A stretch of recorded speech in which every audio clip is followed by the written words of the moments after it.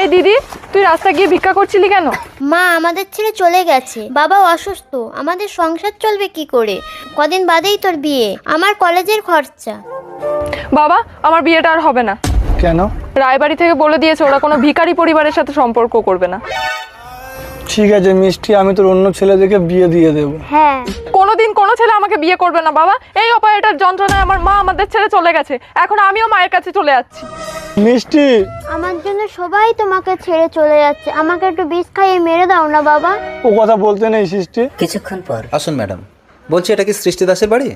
হ্যাঁ স্যার বলুন। ও আচ্ছা, এই তো।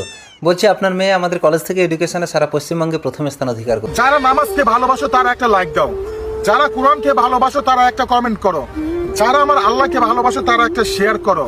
দেখতে চাই আমার ইসলাম প্রেমিক কয়জন করেছে। একটা প্রতিবন্ধী মেয়ের এই বিরাট সাফল্যের জন্য সরকারের পক্ষ থেকে ওকে ভারতরত্ন পুরস্কার দেওয়া হবে, আর আমাদের কলেজের পক্ষ থেকে ওকে চাকরি দিয়ে অধ্যাপিকা করা হবে। স্যার, আমার মেয়ের জীবনটা অনেক ঠিক কষ্ট। আছে ঠিক আছে, আপনি ওকে আমার বাড়ি নিয়ে আসুন। চলুন ম্যাডাম। তুই কলেজে চাকরি পেয়ে গেছিস মা, আমাদের আর কোনো কষ্ট নেই।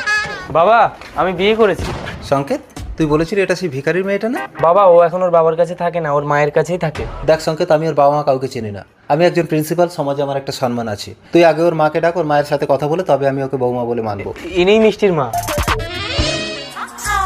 কোথায় যেন দেখেছি। বাবু, আমার ডেরাই যাবে তো? দেখুন, আমি একজন কলেজের প্রিন্সিপাল, সমাজ সচেতন করা আমার কর্তব্য, এসব আর করবেন না। চল সংকেত। আপনি একদিন রাস্তায় আমার গাড়ি থামিয়ে আমাকে আপত্তি করেছিলেন না?